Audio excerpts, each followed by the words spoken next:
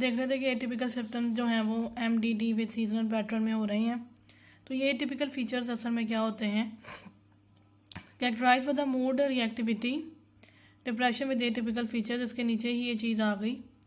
इसमें यह है कि मूड रिएक्टिविटी होगी, transient improvement in response to the positive event, यानी कि जो मूड है उसमें इम्प्रूवमेंट आ जाएगी किसी ना किसी पॉजिटिव इवेंट की रिस्पॉन्स के तौर पे।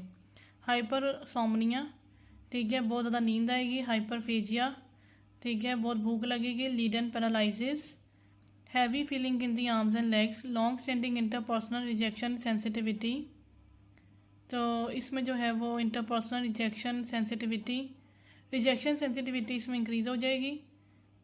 और most common sub type of depression, ये इस डिप्रेशन के मोस्ट कॉमन सब टाइप है।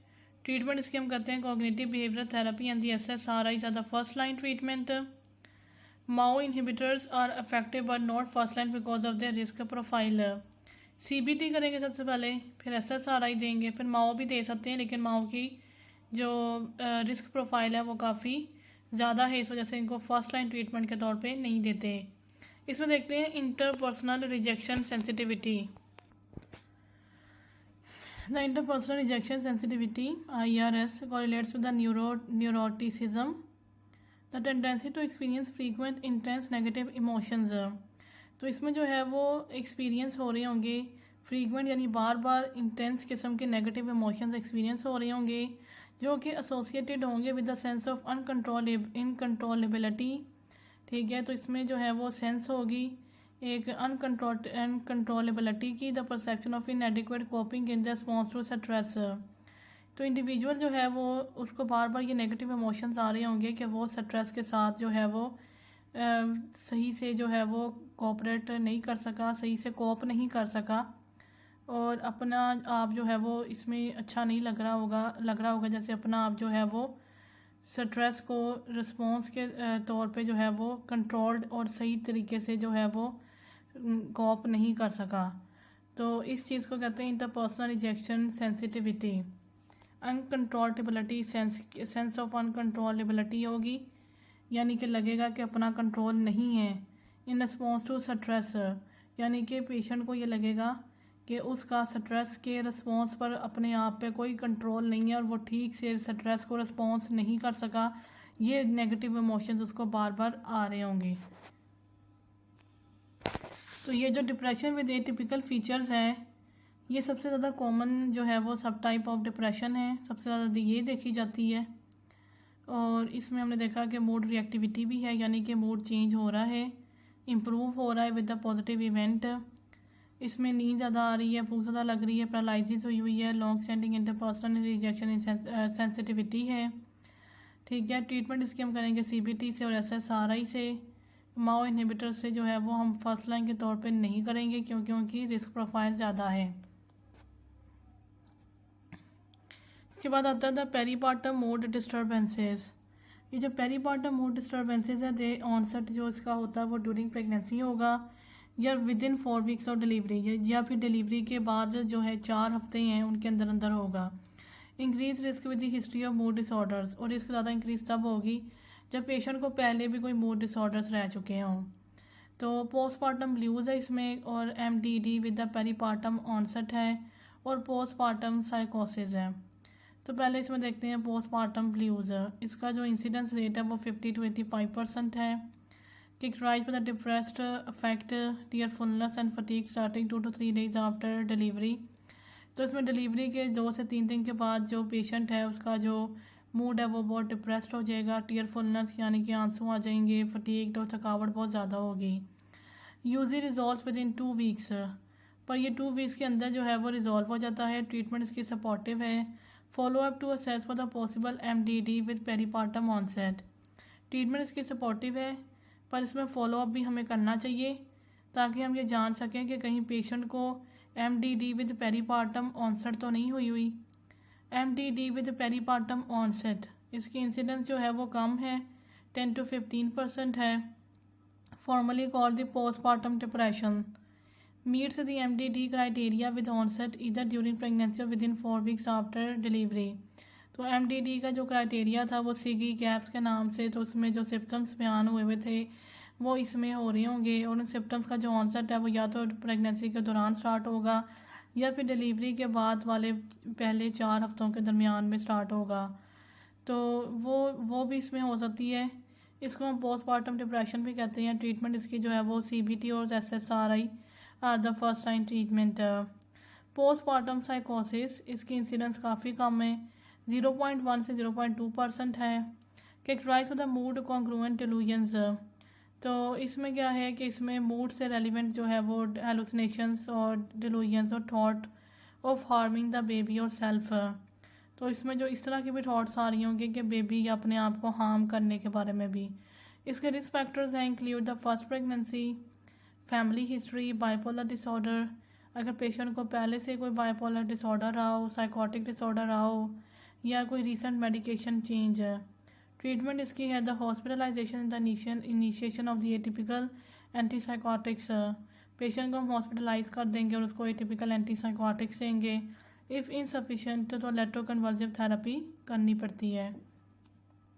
Electroconvulsive therapy, rapid acting method to treat refractory depression.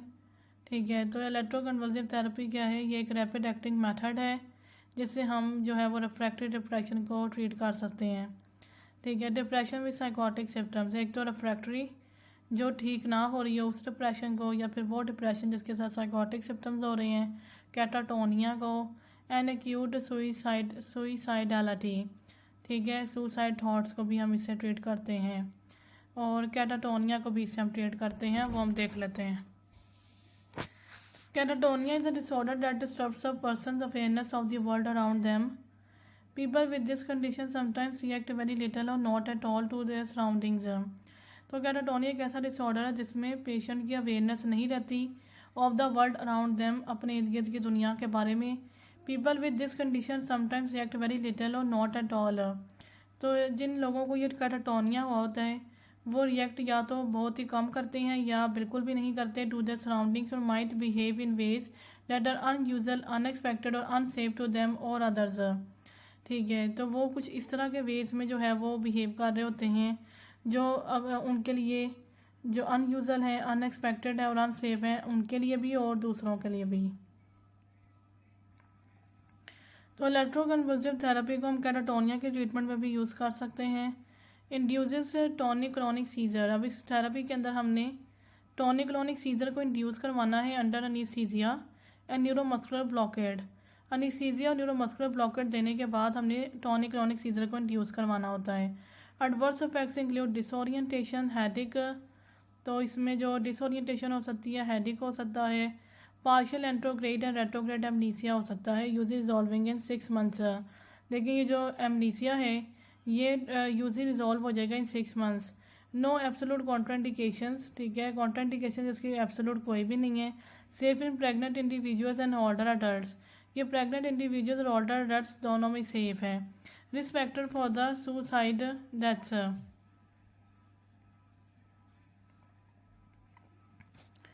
Risk factor for the suicide death, यानी सुसाइड डेथ को जो बढ़ाने वाले रिस्क फैक्टर्स हैं वो कौन से हैं? इसमें एक तो है निमोनिक सैड पर्सनस के नाम से। तो सबसे पहले इसमें है सेक्स यानी मेल, एज यंग अडल्ट और older adult, depression, previous attempt highest risk factor, ethanol और drug use, rational thinking loss यानी साइकोसिस, और सिकनेस यानी medical illness, organised plan, no spouse और अदर सोशल सपोर्ट, और stated future intent. Sad person are more likely to die from suicide. Most common method in US is firearms. Firearms US में सबसे ज़्यादा use की जा रही हैं। Access to guns increases risk of the suicide death. Womens try more often, man die more often. ठीक है, तो वुमेन जो है वो ट्राई ज़्यादा करती हैं और मैन जो है वो सुसाइड से ज़्यादा मर रहे हैं। Other risk factors include recent psychiatric hospitalisation and family history the suicide death. तो रिस्क फैक्टर्स में है एक तो हॉस्पिटलाइजेशन साइकेट्रिक इलनेस की वजह से, और family history of suicide death. Protective factors, यानी अगर हम सुसाइड प्रिवेंट करना चाहते हैं तो प्रोटेक्टिव फैक्टर्स में है एक तो effective care for comorbidities. Comorbidities यानी जो सुसाइड साइकेट्रिक इलनेस वगैरह इस तरह की जो चीज़ें रिस्पॉन्सिबल हो रही हैं उनको हम अफेक्टिवली उनकी मैनेजमेंट करें। तो मेडिकल डिजीज़, फैमिलियल और कम्युनिटी कनेक्टेडनेस, तो इसके लिए ज़रूरी है कि हम पेशेंट की मेडिकल, फैमिलियल और कम्युनिटी कनेक्टेडनेस करवाएं। कल्चरल और रिलीजियस बिलीव्स पेशेंट के सही किए जाएं। एंकरेजिंग सेल्फ प्रिजर्वेशन, ऐसे बिलीव्स जो सेल्फ प्रिजर्वेशन को इंकरेज कर रहे हैं। And strong problem solving skills, और पेशेंट की प्रॉब्लम सॉल्विंग स्किल्स भी इंक्रीज़ की जानी चाहिए। Anxiety disorders, inappropriate experience of fear and worry and their physical manifestations incongruent with the magnitude of the stressors। Anxiety disorders में क्या होगा कि जो फियर और वरी है उनको इनअप्रोप्रिएटली एक्सपीरियंस किया जा रहा होगा, और जो मैनिफेस्टेशन यानी प्रेजेंटेशन होगी इस एक्सपीरियंस की वो मैग्नीट्यूड ऑफ स्ट्रेसर्स के साथ मैच नहीं कर रही होगी, यानी कि स्ट्रेस छोटी सी होगी लेकिन उस पर जो रिस्पॉन्स किया जा रहा होगा वो बहुत ही ज़्यादा जो है वो इनअप्रोप्रिएट लग रहा होगा और इनकॉन्ग्रुएंट होगा with the magnitude of that stressor. Symptoms are not attributable to another medical condition, और जो सिम्टम्स हैं वो किसी और मेडिकल कंडीशन को एट्रीब्यूट नहीं किए जा सकते होंगे, जैसे साइकेट्रिक डिसऑर्डर या हाइपरथायरॉयडिज्म और सब्सटेंस यूज़। इसमें आते हैं कि panic disorder, phobias, generalised anxiety disorder और सेलेक्टिव म्यूटिज्म। तो ये सारे जो हैं ये एंजाइटी डिसऑर्डर्स हैं। इन सब के अंदर जो फियर और वरी है उनको जो एक्सपीरियंस किया जा रहा है वो बहुत ही इनअप्रोप्रिएट है, और जो उसका रिस्पॉन्स उनको किया जा रहा है उसकी जो प्रेजेंटेशन है उस रिस्पॉन्स की वो इनकॉन्ग्रुएंट है with the magnitude of stressor, यानी कि स्ट्रेस का मैग्नीट्यूड इतना ज़्यादा नहीं है जितना रिस्पॉन्स का जो है वो मैग्नीट्यूड है, जितनी रिस्पॉन्स की प्रेजेंटेशन है। तो प्रेजेंटेशन ज़्यादा है जबकि स्ट्रेसर जो है वो कम है, छोटा है। तो ये चीज़ जो है ये एंजाइटी डिसऑर्डर्स में मिलेगी, और इसके अलावा हमें रूल आउट करना पड़ेगा कि पेशेंट को कोई और डिसीज़ तो नहीं है, जैसे साइकेट्रिक डिसऑर्डर या हाइपरथायरॉयडिज्म तो नहीं, या कहीं पेशेंट कोई सब्सटेंस यूज़ तो नहीं कर रहा। तो ये सारी चीज़ें भी हमें रूल आउट करनी पड़ेंगी। और इसमें जो है वो पैनिक डिसऑर्डर्स इसमें आ रहे हैं, फोबियाज़ हैं, जनरलाइज्ड एंजाइटी डिसऑर्डर है और सेलेक्टिव म्यूटिज्म है। इसके बाद आता है पैनिक डिसऑर्डर, ठीक है, जो एंजाइटी डिसऑर्डर के टाइप हैं। तो 586 पेज से हम अगली वीडियो में डिस्कस करेंगे। आज की वीडियो में हमने 585 पेज तक कवर कर लिया है। तो अब हम स्टार्ट करते हैं पेज 586 सेक्शन 3 साइकेट्री का पैथोलॉजी वाला सेक्शन पढ़ रहे हैं। तो सबसे पहले इसमें है पैनिक डिसऑर्डर जो कि एंजाइटी डिसऑर्डर की टाइप है। Panic disorder the recurrent panic attacks होंगे इसमें involving intense fear and discomfort. Panic attacks हो रहे होंगे और उनके अंदर इंटेंस फियर होगा और डिस्कम्फॉर्ट होगा विद और without a noun trigger. Trigger का या तो नाउन होंगे या अननाउन ट्रिगर होगा। Attacks typically peak in 10 minutes. जो पैनिक अटैक है वो 10 मिनट्स को अपनी पीक पे पहुंच जाएंगे विद मोर देन 4 और 4 ऑफ द फॉलोइंग। तो ये जो आगे सिम्टम्स बताए हुए हैं ये इसमें से 4 होंगे या 4 से भी ज़्यादा होंगे। तो पैल्पिटेशंस है, इसमें पैरिस्थीसियाज हैं, पर्सनलाइजेशन का मतलब होता है कि अपनी बॉडी को, अपनी थॉट्स को, अपनी परसेप्शन को अपना ना समझना, उससे फीलिंग्स ऑफ एस्ट्रेंजमेंट हो जाना। रियलाइजेशन का मतलब ये होता है कि अपने एनवायरनमेंट को अपना ना समझना, उस एनवायरनमेंट के साथ फेमिलियरिटी ख़त्म हो जाना। Abdominal pain, nausea, intense fear of dying, intense fear of losing control, light headedness, chest pain, chills, choking, sweating, shaking, shortness of breath. Strong genetic component, panic disorder का जो है वो जेनेटिक कंपोनेंट स्ट्रॉन्ग है, यानी ये families में ज़्यादातर हो रही होती है। Increase risk of suicide. Diagnosis requires attack followed by more than 1 month of more than one of the following। ठीक है, तो अटैक के बाद इन तीनों में से एक या एक से ज़्यादा फाइंडिंग मौजूद होगी जो एक या एक से ज़्यादा मंथ के लिए रहेगी। फिर तो इसमें एक है persistent concern of additional attacks, लगातार ये फिक्र रहना कि अब दोबारा भी अटैक आ सकता है। Worrying about consequences of attack, इस चीज़ की परेशानी होना कि अटैक के कॉन्सिक्वेंसेस क्या निकलेंगे, क्या नताइज निकलेंगे। Behavioural change related to attacks, और अटैक्स की वजह से बिहेवियर चेंज आ जाना। Symptoms are systemic manifestations of fear. Symptoms are systemic manifestations of fear. तो फियर की जो सिस्टमिक मैनिफेस्टेशंस हो सकती हैं, सिस्टमिक प्रेजेंटेशन हो सकती है, वो इसमें हो रही होती है। ट्रीटमेंट इसकी वही कॉग्निटिव बिहेवियर थेरेपी से करेंगे। Serotonin, selective serotonin reuptake inhibitors and venlafaxine are first line treatments. ठीक है। Benzodiazepines occasionally use in the acute setting. इसकी एक्यूट सेटिंग में हम बेंजोडाइजेपीन्स को भी दे सकते हैं। वैसे इसमें हम CS और V से ट्रीटमेंट करते हैं, CBT से, SSRI और V यानी वेनलाफैक्सिन। इसके बाद आते हैं phobias. These are the severe persistent fear or anxiety, persistent more than 6 months और 6 months। ठीक है। सिवियर है, persistent है, fear है और anxiety है due to the presence और anticipation of a specific object। या तो स्पेसिफिक ऑब्जेक्ट और सिचुएशन प्रेजेंट होगी या सिर्फ उसकी एंटीसिपेशन होगी, यानी कि ये डर होगा कि वो प्रेजेंट हो सकती है। तो ये एंटीसिपेशन होता है कि वक्त से पहले ही चीज़ को जो है वो अज्यूम कर लेना कि चीज़ असल में हो भी ना और हम उसे अज्यूम कर लें। Person often recognises fear is excessive. Person को खुद भी ये पहचान हो जाती है कि उसका जो फियर है वो बहुत ही ज़्यादा है। ट्रीटमेंट इसकी हम करते हैं CBT विद एक्सपोजर थेरेपी।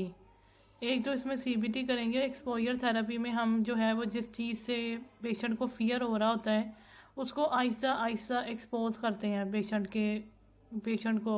जैसे अगर उसको डॉगी से डर लगता है तो सबसे पहले उसको किसी मतलब नेट पे या कहीं पे उसको गूगल वगैरह पे डॉगी की तस्वीर दिखा दी। उसको फुली एक्सपोज नहीं करवाएंगे, पहले उसको पार्शियल एक्सपोज करवाएंगे। तो एक्सपोजर थेरेपी का मतलब है कि पार्शियल एक्सपोजर करना और आहिस्ता आहिस्ता जो है वो फियर को इस तरीके से ख़त्म करना। सोशल एंजाइटी डिसऑर्डर, तो इसमें एक सोशल एंजाइटी डिसऑर्डर वाला टर्म भी यूज़ होता है। Exaggerated fear of embarrassment in the social situation, इसमें ये होता है कि हद से ज़्यादा फियर होता है इस चीज़ का कि किसी सोशल सिचुएशन में एम्बेरसमेंट ना हो जाए।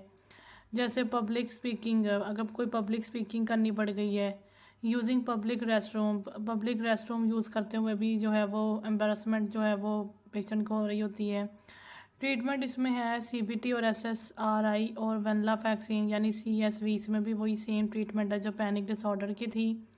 फॉर परफॉर्मेंस टाइप यानी कि पब्लिक स्पीकिंग के लिए, for example anxiety restricted to public speaking. तो ये जो पब्लिक स्पीकिंग वाली एंजाइटी है इसके लिए हम बीटा ब्लॉकर्स और बेंजोडाइजेपीन्स को यूज़ कर सकते हैं। उसके बाद आता है agoraphobia, irrational fear, anxiety in the avoidance while facing और anticipating more than 2 specific situations. ठीक है। तो एगोराफोबिया में क्या है कि इसमें भी बहुत ज़्यादा फियर होता है, एंजाइटी है और अवॉइडेंस होती है। ठीक है। अगर या तो उन सिचुएशंस को फेस किया जा रहा हो या फिर उनकी सिर्फ एंटीसिपेशन की जा रही हो, तो उसमें जो सिचुएशंस आती हैं उसमें पब्लिक ट्रांसपोर्टेशन है, यानी कोई बस वगैरह यूज़ करनी पड़ गई, ओपन या क्लोज स्पेसेस हैं, स्पेसेस या ओपन हो या क्लोज्ड हो, लाइंस हैं या क्राउड्स हैं, being outside of home alone. तो इन सिचुएशन को या फेस करना पड़ जाए या इनकी एंटीसिपेशन की वजह से जो बहुत ज़्यादा फियर, एंजाइटी और अवॉइडेंस जो है वो हो रही होती है, तो ये एगोराफोबिया में होता है। Symptoms stem from the concern that help और एस्केप में B unavailable.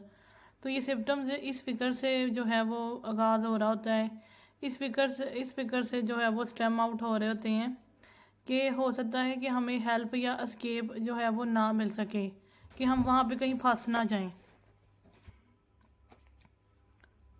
Associated with panic disorder, ये पैनिक डिसऑर्डर के साथ भी एसोसिएटेड है। ट्रीटमेंट इसकी है CBT और SSRI। तो इसमें भी जो है वो CBT और SSRI इसके ट्रीटमेंट है। Generalised anxiety disorder, excessive anxiety and worry about different aspects of daily life. तो इसमें जो डेली लाइफ के जो जैसे वर्क, स्कूल और चिल्ड्रन, इस तरह के जो डेली लाइफ वाली चीज़ें हैं उनके बारे में एक्सेसिव एंजाइटी और वरी हो रही होगी। For most days of more than 6 months, ज़्यादातर दिनों में, और ये चीज़ चलेगी मोर देन 6 मंथ्स के लिए या फिर 6 मंथ्स के बराबर। associated with more than 3 or 3 of the following for adults and more than 1 or 1 for kids. Difficulty concentrating, crimes वाले निमोनिक से इसको याद रख सकते हैं। डिफ़िकल्टी कंसनट्रेटिंग है, रेस्टलेसनेस है, इरिटेबिलिटी है, मसल टेंशन है, फटीग्ड है यानी low energy, sleep disturbance. Treatment इसकी हम कर सकते हैं CBT से, SSRI इसमें, लेकिन हम यूज़ करेंगे SSRI के साथ SNRI जो कि हमने यूज़ किए थे मेजर डिप्रेसिव डिसऑर्डर में भी। फर्स्ट लाइन ट्रीटमेंट में CBT, SSRI और SNRI are the first line treatment. The buspirone, TCAs, benzodiazepines are the second line treatment. ठीक है, तो बुस्पायरॉन और इसका नाम सबसे पहले दफ़ा आया है, TCAs and benzodiazepines are the second line treatment. Obsessive compulsive disorder, obsession that is recurring intrusive thoughts, feelings और सेंसेशंस। ठीक है, तो ऑब्सेशंस में क्या होएगा कि बार बार जो है वो थॉट्स, फीलिंग्स और सेंसेशंस आएंगी। इंट्रूसिव, तो इंट्रूसिव का मतलब है कॉजिंग डिस्ट्रप्शन और अनॉयंस थ्रू बीइंग अनवेलकम और अनइनवाइटेड। तो अनइनवाइटेड किस्म की जो थॉट्स हैं वो रिकरिंग होंगी, बार बार आएंगी इस तरह की थॉट्स, फीलिंग्स और सेंसेशंस। तो इस तरह की जो थॉट्स हैं जो इंट्रूसिव होंगी यानी अनइनवाइटेड होंगी, वो बार बार आएंगी और सिवर डिस्ट्रेस करवाएंगी। Relieved in part by compulsions, लेकिन वो रिलीव्ड हो जाएंगी बाय दी कंपल्जन्स। कंपल्जन्स में क्या होगा कि performance of the repetitive open time consuming actions, यानी कि जो थॉट्स हैं वो बार बार आती रहेंगी जब तक कि पेशेंट जो है वो कंपल्जन्स ना कर दे, यानी कि वो उस एक्शन को रिपीटिवली ना कर दे जिसकी वजह से टाइम कंज्यूमिंग भी हो रही होगी। Ego dystonic behaviour inconsistent with one's beliefs and attitudes. ठीक है, तो ये जो कंडीशन है ऑब्सेसिव कंपल्सिव डिसऑर्डर, ये ईगो डिस्टोनिक होती है। इसमें जो बिहेवियर होता है वो इनकन्सिस्टेंट होता है with one's beliefs and attitudes, यानी जो चीज़ें इंसान कर रहा होता है वो उसकी बिलीव्स और एटीट्यूड्स को जो है वो एग्री नहीं कर रही होती। Versus obsessive compulsive personality disorder, इसको उन्होंने कंपेयर किया ऑब्सेसिव कंपल्सिव पर्सनालिटी डिसऑर्डर के साथ, क्योंकि एक तो इसमें डिजीज़ है ऑब्सेसिव कंपल्सिव डिसऑर्डर, एक इसमें पर्सनालिटी डिसऑर्डर है ऑब्सेसिव कंपल्सिव पर्सनालिटी डिसऑर्डर। तो जो पर्सनालिटी डिसऑर्डर है वो ईगो सिंटोनिक है, यानी कि उसमें जो थॉट्स, जो इसमें बिहेवियर होगा वो कंसिस्टेंट होगा with one's beliefs and attitudes. तो पर्सनालिटी डिसऑर्डर को हम आगे पढ़ेंगे, लेकिन अभी हम पढ़ रहे हैं सिर्फ डिसऑर्डर को, ऑब्सेसिव कंपल्सिव डिसऑर्डर जो कि ईगो डिस्टोनिक है। एसोसिएटेड विद टॉरेट सिंड्रोम, जो टॉरेट सिंड्रोम के साथ एसोसिएटेड है। टॉरेट सिंड्रोम में जो है वो रिपीटिवली थॉट क्लियरिंग होती है और इसमें जो है वो ग्रंटिंग और श्रगिंग और इस किस्म की चीज़ें जो हैं वो सडन और रिकरेंट यानी बार बार होती हैं। तो ये चीज़ को हम कहते हैं टॉरेट सिंड्रोम, उसके साथ ये चीज़ एसोसिएटेड होगी। ट्रीटमेंट इसकी है CBT एंड SSRI। तो यहाँ पे जितनी भी ट्रीटमेंट्स अब तक देखी है उनमें CBT और SSRI सारों में यूज़ हो रहा है, किसी में SNRI भी यूज़ हो रहा है और बेंजोडाइज़ेपिन्स भी तकरीबन सारों में यूज़ हो रहा है, लेकिन ऑब्सेसिव कंपल्सिव में बेंजोडाइज़ेपिन यूज़ नहीं हो रहा। इसमें CBT है, SSRI है, फिर क्लोमिप्रामीन है और वेनलाफैक्सिन है। ठीक है, तो CBT और SSRI, ठीक है, एंड क्लोमिप्रामीन। ठीक है, तो फर्स्ट लाइन में CBT और SSRI है, सेकंड लाइन में वेनलाफैक्सिन है, ठीक है, और क्लोमिप्रामीन है। बॉडी डिसमॉर्फिक डिसऑर्डर, ठीक है, इसमें यह होगा कि प्री ऑक्यूपेशन विद माइनर और इमेजिन्ड डिफेक्ट्स इन अपीयरेंस। तो इसमें यह होगा कि जो माइंड है ना वो इस चीज़ में बहुत ज़्यादा फंस कर रह जाएगा कि जो अपनी अपीयरेंस है उसमें माइनर डिफेक्ट्स नज़र आ रहे होंगे और उसमें इमेजिन्ड हो रहे होंगे कि हमारी बॉडी में या हमारी अपीयरेंस में कोई डिफेक्ट्स हैं। कॉजेज सिग्निफिकेंट इमोशनल डिस्ट्रेस, जिसकी वजह से इमोशनल डिस्ट्रेस भी बहुत ज़्यादा हो रहा होगा। रिपीटेटिव अपीयरेंस रिलेटेड बिहेवियर, इसी वजह से बहुत ज़्यादा बार बार अपीयरेंस रिलेटेड बिहेवियर्स हो रहे होंगे, जैसे मिरर चेकिंग, एक्सेसिव ग्रूमिंग वगैरह। कॉमन इन ईटिंग डिसऑर्डर्स, ये ईटिंग डिसऑर्डर्स में ज़्यादा हो रहा होता है। ट्रीटमेंट इसकी CBT है। ट्रिकोटिलोमेनिया, ठीक है, trichotillomania compulsively pulling out one's hair. तो इसमें जो है वो पेशेंट जो है वो अपने हेयर को पुल आउट करता है। Causes significant distress and persist despite attempts to stop. तो इसकी वजह से सिग्निफिकेंट डिस्ट्रेस हो रहा होता है और पेशेंट जो है वो इसको रोकने की भी कोशिश कर रहा हो तब भी उसके अंदर ये चीज़ परसिस्टेंट रहती है। Presents with areas of thinning hair और baldness on any area of the body. तो इसमें ये नज़र आ रहा होगा कि जो हेयर है जो वो कहीं पे हेयर थिन हो गए हैं, कुछ एरियाज ऐसे हैं जहाँ पे थिनिंग ऑफ हेयर हुई हुई है और बाल्डनेस हुई हुई है, और ये चीज़ जो है वो any area of the body पे नज़र आएगी, मोस्ट कॉमनली द स्काल्प, लेकिन ज़्यादातर स्काल्प में नज़र आएगी। इस डायग्राम में भी स्काल्प के अंदर शो किया हुआ है। Remaining hair shafts are of different lengths, और जो हेयर शेफ्ट्स होंगे जो रिमेनिंग होंगे वो डिफरेंट लेंथ्स के होंगे। ये चीज़ हम कंपेयर कर सकते हैं एलोपीसिया के साथ जहाँ पे हेयर शेफ्ट्स जो हैं वो सेम लेंथ के होते हैं। Incidence highest in childhood but spans all ages. ठीक है, चाइल्डहुड में ये चीज़ सबसे ज़्यादा जो है वो देखी गई है, लेकिन ये हर एज तक चलती गई है। स्पैन्स ऑल एजेस यानी कि चाइल्डहुड में स्टार्ट होने के बाद ये आगे भी चलती रहती है। ट्रीटमेंट साइकोथेरेपी से इसकी ट्रीटमेंट कर लेते हैं। तो एंड वाली जो दो टर्म्स हैं इसमें एक बॉडी डिस्मॉर्फिक डिसऑर्डर वाली और ट्रिकोटिलोमेनिया वाली, इनमें हमने सिंपल जो है वो साइकोथेरेपी करनी है या बिहेवियरल थेरेपी करनी है। इनमें हमने कोई फार्माकोथेरेपी नहीं करनी, कोई फार्माकोलॉजिक एजेंट जो है वो कोई भी यूज़ नहीं करना, मेडिसिन यूज़ नहीं करनी। उसके बाद आता है trauma and stress related disorders. तो इसमें जो है वो 2 आते हैं, एक है एडजस्टमेंट डिसऑर्डर और एक है post traumatic stress disorder. Adjustment disorder emotional और behavioural symptoms like anxiety and outbursts that occur within 3 months of an identifiable psychosocial stressor like divorce and illness lasting less than 6 months once the stressor has ended। Adjustment disorder जो है उसमें ये होगा कि कुछ symptoms जो हैं वो इमोशनल और बिहेवियरल सिम्टम्स शो हो रहे होंगे, ठीक है, जैसे एनजाइटी या फिर आउटबर्स्ट वगैरह, जो एक आइडेंटिफाइबल साइको सोशल स्ट्रेसर के 3 मंथ्स के अंदर अंदर प्रेजेंट होंगे। ये जो सिम्टम्स हैं ये 3 मंथ्स के अंदर अंदर प्रेजेंट होंगे और फिर ये लास्ट करेंगे less than 6 months once the stressor has ended. जैसे ही स्ट्रेसर एंड हो जाएगा उसके बाद ये 6 मंथ्स के अंदर अंदर तक ख़त्म हो जाएंगे। Symptoms do not meet criteria for another psychiatric illness. और इन सिम्टम्स में जो दूसरी डिजीज़ के क्राइटेरिया हैं वो फुलफ़िल नहीं हो रहे होंगे।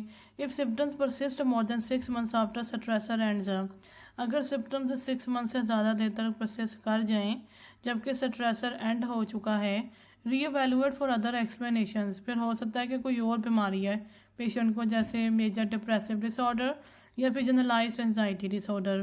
ट्रीटमेंट इसकी CBT is the first line treatment, anti depressants and anxiolytics में भी कंसिडरेड। सबसे पहले CBT देंगे, फिर एंटी डिप्रेसेंट्स और एंजियोलाइटिक्स देंगे। Post traumatic stress disorder, experiencing, witnessing or discovering that a loved one has experienced a life threatening situation। खुद experience करना या फिर विटनेस करना या फिर ये डिस्कवर करना कि जो लव्ड वन है उसने कोई ना कोई लाइफ थ्रेटनिंग इवेंट जो है वो एक्सपीरियंस किया हुआ है, या फिर खुद एक्सपीरियंस करना, फॉर एग्जांपल सीरियस इंजरी या फिर सेक्सुअल असॉल्ट। तो उसके बाद होगी persistent hyper arousal, avoidance of associated stimuli, ठीक है, हाइपर अराउजल होगा और avoidance of associated stimuli, intrusive री एक्सपीरियंसिंग ऑफ द इवेंट, ठीक है, तो वो जो इवेंट है उसकी री एक्सपीरियंसिंग हो रही होगी डिफरेंट तरीके से, जैसे नाइटमेयर्स के थ्रू या फ्लैशबैक्स के थ्रू। चेंजेस इन कॉग्निशन और मूड, ठीक है, कॉग्निशन और मूड में चेंजेस हो रही होंगी जैसे फियर, हॉरर एंड डिस्ट्रेस, ठीक है, ये HARD।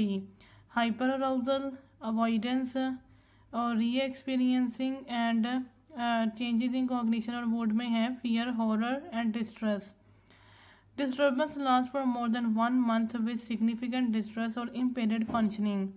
तो ये जो डिस्टर्बेंस होगी ये मोर देन 1 मंथ से ज़्यादा देर तक लास्ट करेगी, सिग्निफिकेंट डिस्ट्रेस होगा और इम्पेयर्ड फंक्शनिंग। ट्रीटमेंट इसकी CBT और SSRI और वेलाफैक्सिन यानी CSV are the first line treatment. Prazosin can reduce nightmares के लिए प्राजोसिन को यूज़ कर सकते हैं। Acute stress disorder last between 3 days and 1 month, ठीक है, एक्यूट स्ट्रेस डिसऑर्डर की ड्यूरेशन काफ़ी कम है, सिर्फ 3 days से लेकर 1 month तक है, ठीक है। ट्रीटमेंट इसकी सीबीटी है। Pharmacotherapy is usually not indicated, तो इसके ट्रीटमेंट में सिर्फ सीबीटी है, फार्माकोथेरेपी हमें ज़रूरत नहीं पड़ती। Diagnostic criteria bye symptom duration है, ठीक है। तो ये एक चार्ट दिया हुआ है और इसमें ड्यूरेशन नीचे दी हुई हैं और कौन सी डिजीज़ कहाँ से कहाँ तक एक्सटेंड करेगी इसमें पता चल रहा है। तो इसमें सबसे पहले स्लीप डिसऑर्डर्स हैं। सबसे पहले स्लीप डिसऑर्डर्स में नार्कोलेप्सी है। तो नार्कोलेप्सी जो है वो 3 मंथ से लेके, ठीक है, और 3 मंथ से लेके 6 मंथ तक कंप्लीट नहीं हुई। यहाँ पे बस ये लिखा हुआ है कि मोर देन 3 मंथ्स, ठीक है। नार्कोलेप्सी मोर देन 3 मंथ्स। चाइल्डहुड डिसऑर्डर्स, तो सबसे पहले इसमें जो मोर देन 1 मंथ्स वाली हैं वो है सिलेक्टिव म्यूटिज़म और सेपरेशन एंजाइटी। फिर उसके बाद जो 6 मंथ्स वाली हैं, मोर देन 6 मंथ्स, उसमें एक ADHD है, स्पेसिफिक लर्निंग है, ओपोजिशनल डिफाइंट है। उसके बाद जो मोर देन 1 ईयर वाली है उसमें एक टिक डिसऑर्डर है, डिस्ट्रप्टिव मोड डिसरेगुलेशन है, ठीक है। तो एंजाइटी डिसऑर्डर्स में जो एक्यूट स्ट्रेस है वो लेस देन 1 मंथ है, जो पोस्ट ट्रॉमेटिक स्ट्रेस है वो मोर देन 1 मंथ है। पैनिक डिसऑर्डर भी मोर देन 1 मंथ है। उसके बाद 6 मंथ्स में जो लेस देन 6 मंथ्स है वो एडजस्टमेंट है, adjustment disorder less than 6 months है। जो मोर देन 6 मंथ्स है वो जनरलाइज्ड एंजाइटी डिसऑर्डर है और फोबियाज हैं। साइकोटिक डिसऑर्डर्स, तो इसमें जो लेस देन 1 मंथ है वो है ब्रीफ साइकोटिक और जो मोर देन 1 मंथ है वो है डिलूजनल। और शीज़ोफ्रेनी फॉर्म जो है वो 1 से लेके 6 मंथ्स तक है। शीज़ोफ्रेनिया मोर देन 6 मंथ्स है। मूड डिसऑर्डर्स, ठीक है। मूड डिसऑर्डर्स में जो है वो मोर देन 1 वीक जो है वो manic of bipolar, manic episode of bipolar more than 1 month. Major depressive जो है वो मोर देन 2 वीक्स है। Manic episode of bipolar more than 1 week है। Major depressive more than 2 weeks है। और जो मोर देन 2 ईयर्स है वो डिस्थाइमिक और साइक्लोथाइमिक है, जो मोर देन 2 ईयर्स है। तो इस चार्ट को अगर हम याद रख लें तो सारी की सारी ड्यूरेशंस जो हैं वो डिफरेंट डिजीज़ की यहाँ पे पता चल जाएंगी।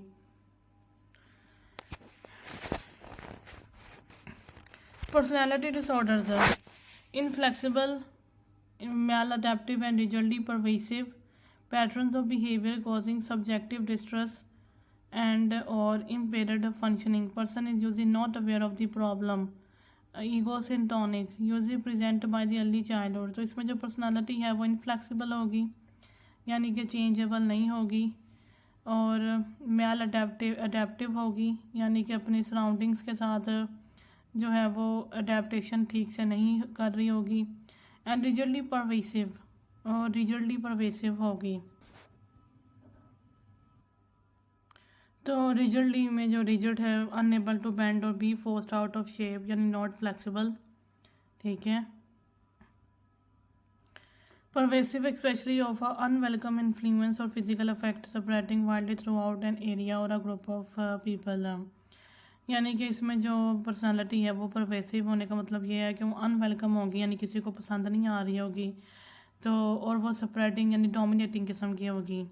तो परवेसिव पर्सनालिटी जो है वो डोमिनेटिंग होगी, यानी spreading widely through an area और पीपल और ग्रुप ऑफ पीपल, ठीक है। तो ये इसका मतलब ये बन रहा है कि रिजिडली परवेसिव का मतलब है कि वो एक तो नॉट फ्लेक्सिबल होगी, ठीक है, और परवेसिव का मतलब यह है कि वो डोमिनेंट होगी और किसी को पसंद भी नहीं आ रही होगी, यानी अनवेलकमिंग होगी।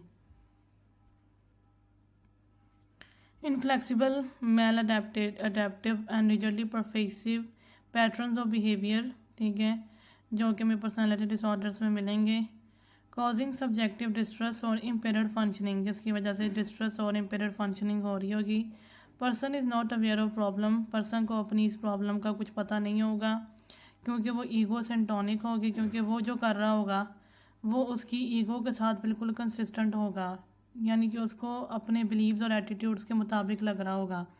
Usually present by early adulthood, तो ये जो पर्सनालिटी डिसऑर्डर्स हैं ये अर्ली अडल्टहुड में स्टार्ट हो जाते हैं। Contrast with the personality traits, non pathologic enduring patterns of perception and behaviour. Personality disorders personality traits से डिफरेंट चीज़ है। पर्सनालिटी ट्रेट्स में ये होता है कि वो एक तो नॉन पैथोलॉजिक होती हैं, यानी कि उनमें कोई पैथोलॉजी नहीं होती।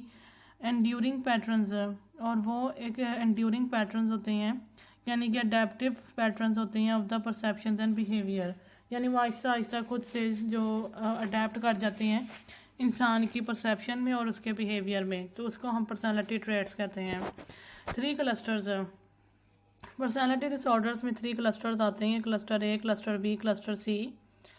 क्लस्टर ए जो है वो ओड और असेंट्रिक, रिमेंबर एस वीड। ये जो है ये क्लस्टर ए में बहुत अजीबोगरीब किस्म की जो पर्सनालिटीज़ आएंगी। Inability to develop meaningful social relationships, तो इनके पास कोई भी मीनिंगफुल सोशल रिलेशनशिप्स नहीं होंगे। लेकिन इनमें नो साइकोसिस, इनमें कोई साइकोसिस नहीं है, यानी कि इनमें वो हेलुसिनेशन, इल्यूजन्स वगैरह इस तरह की चीज़ें नहीं है, डिस्टॉर्टेड थॉट्स और डिस्टॉर्टेड स्पीच वगैरह नहीं है। जेनेटिक एसोसिएशन विद शीज़ोफ्रेनिया, और ना ही इनके अंदर कोई जेनेटिक एसोसिएशन विद शीज़ोफ्रेनिया है। क्लस्टर बी, नो साइकोसिस, जेनेटिक एसोसिएशन विद शीज़ोफ्रेनिया, ठीक है। उसके बाद आता है क्लस्टर बी। क्लस्टर बी में ड्रामेटिक किस्म की पर्सनालिटी होगी, इमोशनल और एराटिक, ठीक है, remember as wild. Genetic association with mood disorders and substance use, तो इनमें जेनेटिक एसोसिएशन होगी with mood disorders and substance use. Cluster C में है दी एंशियस और fearful, remember as worried. Genetic association with anxiety disorders, ठीक है, तो इसमें जेनेटिक एसोसिएशन होगी विद एंजाइटी डिसऑर्डर्स। क्लस्टर ए में मेरे ख्याल से जेनेटिक एसोसिएशन विद शीज़ोफ्रेनिया है, लेकिन साइकोसिस नहीं है। यहाँ पे लिखा हुआ है नो साइकोसिस, जेनेटिक एसोसिएशन विद शीज़ोफ्रेनिया, क्योंकि इसमें जो शीज़ोइड और शीज़ोटिपल जीव हैं क्लस्टर ए में वो शीज़ोफ्रेनिया के साथ एसोसिएटेड हैं, इस वजह से इसमें शायद जेनेटिक एसोसिएशन विद शीज़ोफ्रेनिया है। और ये जो नो लिखा हुआ है ये सिर्फ साइकोसिस के लिए है। उसके बाद आता है क्लस्टर ए में पैरानॉइड, परवेसिव डिस्ट्रेस, ठीक है, एक्यूजेटरी, ठीक है, तो इसमें परवेसिव, ठीक है, अनवेलकमिंग जो है वो डिस्ट्रस्ट होगा, ठीक है, सस्पिशियसनेस होगी। डिस्ट्रस्ट जो है यानी कि हर चीज़ जो है वो शक की निगाह से देखेगा ये वाला बंदा, और सस्पिशियसनेस होगी। Hypervigilance and profoundly cynical view of the world, cynical view कहते हैं पेसिमिस्टिक व्यू, यानी कि मायूसी से जो मायूसी वाला व्यू होना दुनिया के बारे में, और सस्पिशियसनेस हर चीज़ को शक की निगाह से देखना। हाइपर विजिलेंस देख लेते हैं। Hyper vigilance the elevated state of constantly assessing potential threats around you is often the result of trauma. Hyper vigilance में ये होता है कि पेशेंट को लगता है कि उसके इर्द गिर्द जो भी कुछ हो रहा है वो असल में उसके लिए थ्रेट्स हैं, उसको थ्रेट्स दी जा रही हैं, यानी उसको कोई नुकसान पहुंचाना चाह रहा है, और जो कुछ भी उसके इर्द गिर्द हो रहा है वो असल में थ्रेट्स हैं। People who have been in combat have survived abuse, ठीक है, ये इस तरह के लोगों में देखा गया है। और have post traumatic stress disorder can exhibit hyper vigilance.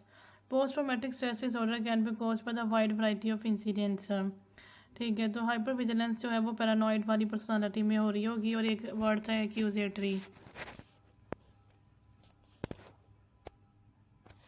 Indicating और suggesting that one beliefs a person has done something wrong, तो इसमें ये होगा कि पेशेंट को ये लगेगा कि उसके इर्द गिर्द जो लोग हैं उन्होंने कुछ ना कुछ गलत किया हुआ है, तो इसको कहते हैं एक्यूजेटरी। तो पैरानॉइड में जो है पेशेंट जो है वो एक्यूजेटरी हो जाएगा, यानी वो लोगों के बारे में सोचेगा कि उन्होंने कुछ गलत किया है, और वो हाइपर विजिलेंस में चला जाएगा, उसको हर चीज़ जो है वो थ्रेट लगेगी। सस्पिशियसनेस हो जाएगी, उसको वो हर चीज़ को शक की नज़र से देखेगा, और उसका जो व्यू है वो दुनिया के बारे में वो सिनिकल हो जाएगा, यानी पेसिमिस्टिक हो जाएगा। उसके बाद हम देखते हैं schizoid prefers social withdrawal and solitary activities, तो जो शीज़ोइड है उसने सोशल एक्टिविटीज़ को अवॉइड करना है और अपने आप को बिल्कुल ही सोशल लाइफ से विड्रॉ कर लेना है। लिमिटेड इमोशनल एक्सप्रेशंस, इनके जो इमोशनल एक्सप्रेशंस हैं वो भी लिमिटेड हो जाएंगे। Indifferent to others opinion, और इन्होंने दूसरों की राय के बारे में ज़रा भी ध्यान नहीं देना और बेहिस हो जाना है। एलूफ, ठीक है, उसके बाद आता है schizotypal, eccentric appearance, odd beliefs, इनके अपेयरेंस बहुत ही अजीबोगरीब होगी, ओड इनके बिलीव्स होंगे। और magical thinking, interpersonal awkwardness, included on the schizophrenia spectrum, ये शीज़ोफ्रेनिया स्पेक्ट्रम में भी इंक्लूडेड है। Pronounce schizotypal for the odd type thoughts, ठीक है। तो इनकी जो थॉट्स हैं वो बहुत ही अजीबोगरीब किस्म की होंगी, मैजिकल थिंकिंग होगी, और इनकी जो पेरेंट्स है वो भी बहुत वीड किस्म की होगी।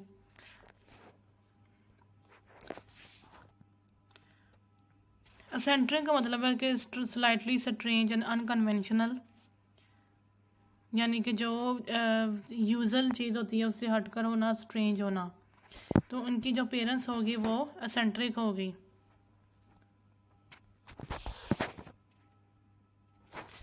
इंटरपर्सनल का मतलब है रिलेटिंग टू रिलेशनशिप्स और कम्युनिकेशन बिटवीन पीपल। तो इनके अंदर जो है वो इंटरपर्सनल एक्वार्डनेस होगी। तो यानी कि इनके अंदर रिलेशनशिप से रेलिवेंट और कम्युनिकेशन से रेलिवेंट जो है वो एक्वार्डनेस होगी, यानी कि हर तरीके से ये अजीबोगरीब किस्म के लग रहे होंगे। इनकी जो पेरेंट्स हैं, इनके जो थॉट्स हैं और इनके जो रिलेशनशिप्स हैं, इनकी जो कम्युनिकेशन है वो हर चीज़ इनकी स्ट्रेंज होगी, शीज़ोटिपल की।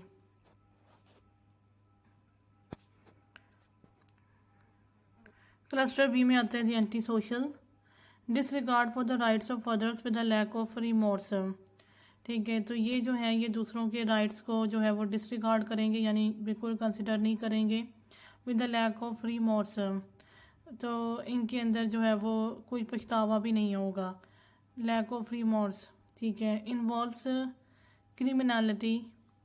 ठीक है। इनमें क्रिमिनलिटी होगी, इम्पल्सिविटी यानी कि एक्शन विदाउट थिंकिंग, हॉस्टिलिटी यानी कि हेट्रेड की फीलिंग्स, मैनिपुलेशन होगी। Males are affected more than females, must be 18 years old, must be greater than 18 years old with the evidence of conduct disorder onset before age 15। तो anti social वालों में जो है वो कंडक्ट डिसऑर्डर भी होगा as 15 से पहले, और एंटी सोशल जो है वो 18 ईयर्स के बाद होगा। If the patient is less than 18 years, diagnosis is conduct disorder. लेकिन अगर पेशेंट अभी 18 ईयर्स का नहीं हुआ और उसमें ये चीज़ें देखी जा रही हैं कि उसे दूसरों के राइट्स की कोई परवाह नहीं है और उसमें दूसरों के साथ बुरा करके कोई पछतावा नहीं है, उसमें क्रिमिनलिटी है और इम्पल्सिविटी है, हॉस्टिलिटी है, मैनिपुलेशन है, यानी एक पर्सन बहुत ही ज़्यादा ईविल है। तो अगर ये चीज़ सारी चीज़ें 18 ईयर से पहले ही देखी जा रही हैं तो इसका मतलब कि पेशेंट को कंडक्ट डिसऑर्डर है। और अगर ये चीज़ें 18 ईयर्स के बाद देखी जा रही हैं तो इसका मतलब यह है कि पेशेंट जो है उसकी पर्सनैलिटी एंटी सोशल है, लेकिन उसको कंडक्ट डिसऑर्डर भी हो चुका है 15 ईयर से पहले। Border line, unstable mood and the interpersonal relationships. तो इसमें जो है वो मूड अनस्टेबल होगा और रिलेशनशिप्स जो हैं वो भी इसमें जो है वो अनस्टेबल होंगे। फियर ऑफ अबेंडनमेंट, छोड़े जाने का इसमें डर होगा। इम्पल्सिविटी यानी कि action without thinking, self mutilation. ठीक है। और सुसाइडियलिटी होगी। Sense of emotional emptiness. ठीक है। इसमें जो है वो इमोशनल एम्प्टीनेस की सेंस होगी। तो females are affected more than males, splitting is a major defence mechanism. तो इनके अंदर जो है वो स्प्लिटिंग एक मेजर डिफेंस मैकेनिज़्म होगा। स्प्लिटिंग में ये होता है कि ये लोग इंसानों को या तो बहुत अच्छा या फिर बहुत बुरा समझते हैं। इनके अंदर जो है वो इंसान का अच्छा बुरा दोनों चीज़ें एक्सेप्ट करने की जो है वो एबिलिटी नहीं होती। इस वजह से इनके मूड, इनका रिलेशनशिप जो है वो बहुत अनस्टेबल रहते हैं। तो ये चीज़ें जो है वो बॉर्डरलाइन पर्सनालिटी में मिलेगी। ट्रीटमेंट इनकी है the dialectical behaviour therapy. Dialectical behaviour therapy इसमें करेंगे। Dialectical behaviour therapy DBT is a modified type of the cognitive behaviour therapy. ठीक है। ये कॉग्निटिव बिहेवियर थेरेपी की एक टाइप है, मॉडिफाइड टाइप है। Its main goals are to teach people how to live in the moment. ठीक है। तो ये पीपल को ये टीच करेंगे कि उन्हें मूवमेंट में किस तरह जीना है। Develop healthy ways to cope with stress, और स्ट्रेस के साथ किस तरह से अच्छे तरीके से कॉप करना है। Regulate their emotions and improve their relationship with others, और अपने जो इमोशंस हैं उनको रेगुलेट कैसे करना है और दूसरों के साथ अपने रिलेशनशिप इम्प्रूव कैसे करने हैं। DBT was originally intended to treat borderline personality disorder, but it has been adapted to treat other mental health conditions beyond BPD. It can help people who have difficulty with emotional regulations and are exhibiting self-destructive behaviors, such as eating disorders and substance use disorders. This type of therapy is also sometimes used to treat the post-traumatic stress disorders.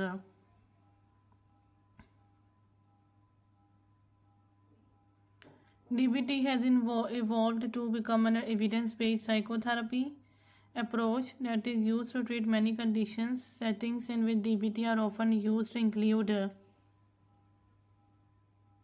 Group therapy है, individual therapy है, phone coaching है, core mindfulness one important benefit. अच्छा ठीक है, तो ये जो DBT है ये समय सीबीटी की ही एक टाइप है और इसमें भी जो गोल्स हैं वो तकरीबन सीबीटी वाले ही हैं।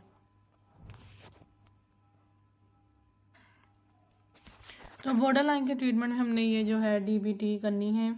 हिस्ट्रायोनिक, ठीक है, attention seeking dramatic speech and emotional expression, ठीक है, तो इसमें अटेंशन सीकिंग और ड्रामेटिक किस्म की स्पीच होगी और इमोशनल किस्म के एक्सप्रेशंस होंगे।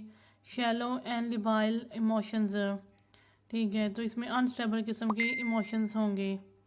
और सेक्सुअली प्रोवोकेटिव, ये वाले लोग जो हैं ये सेक्सुअली प्रोवोकेटिव होंगे। May use a physical appearance to draw attention, क्योंकि ये अटेंशन सीकर्स होंगे तो ये अटेंशन सीक करने के लिए फिजिकल अपीयरेंस को भी यूज़ करेंगे। इसको हम कहते हैं फ्लैम्बॉयंट। उसके बाद आते हैं द नार्सिसिस्टिक, ग्रैंडियोसिटी। ग्रैंडियोसिटी यानी इनको अपना आप जो है वो बहुत बड़ी चीज़ लगेगी। सेंस ऑफ एंटाइटलमेंट, इनको लगेगा जैसे इनके पास कोई जो है वो कोई मतलब इनको कोई एंटाइटल हुआ है, इनको कोई टाइटल मिल गया है। Lakhs empathy and requires excessive admiration, तो इनके अंदर एम्पैथी नहीं होगी यानी किसी से भी इनको हमदर्दी नहीं होगी। एंड रिक्वायर्स एक्सेसिव एडमायरेशन, और इनको चाहिए होगी हद से ज़्यादा तारीफ। Often demands the best and reacts to criticism with rage, और ये जो है ये बेस्ट की डिमांड करेंगे और क्रिटिसिज्म के रिएक्ट करेंगे, किसी भी क्रिटिसिज्म को ये गुस्से से और डिफेंसिवनेस से रिएक्ट करेंगे। फ्रेजाइल सेल्फ एस्टीम, इनकी जो सेल्फ एस्टीम होगी यानी इनकी जो ईगो होगी, सेल्फ रिस्पेक्ट होगी, वो बहुत ही फ्रेजाइल होगी, बहुत ही कमज़ोर होगी। ज़रा सी बात जो है वो इनके लिए ईगो का प्रॉब्लम बनेगी।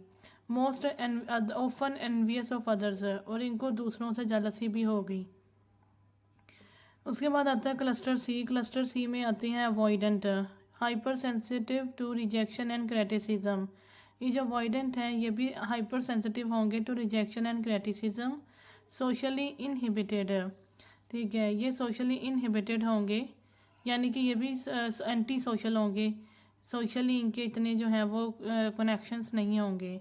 टिमिड होंगे यानी कोवार्डली होंगे। फीलिंग्स ऑफ इनएडिक्वेसी, ठीक है, फीलिंग्स ऑफ इनएडिक्वेसी होंगी। डिज़ायर्स रिलेशनशिप विद अदर्स, ठीक है, तो अवॉइडेंट जो है वो दूसरों से रिलेशनशिप्स बनाना चाहते हैं, ठीक है, लेकिन जो उनसे शीज़ोइड हैं वो दूसरों के ओपिनियंस को बिल्कुल भी कंसिडर नहीं करते। यहाँ पे शीज़ोइड के बारे में लिखा है कि indifferent to others opinion है, तो शीज़ोइड को दूसरों की कोई परवाह नहीं है लेकिन अवॉइडेंट को दूसरों की परवाह है क्योंकि ये रिलेशनशिप्स बनाना चाहते हैं।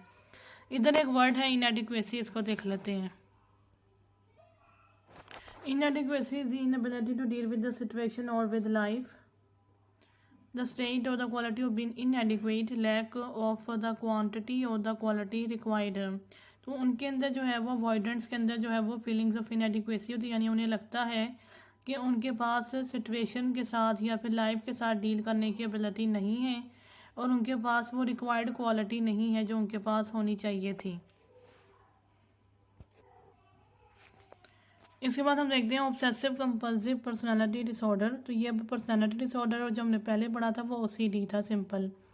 अब ये वाला पर्सनालिटी डिसऑर्डर इसमें preoccupation with order, perfectionism and control. तो इसमें जो है वो प्री ऑक्यूपेशन हुई होती है with order, perfectionism and control.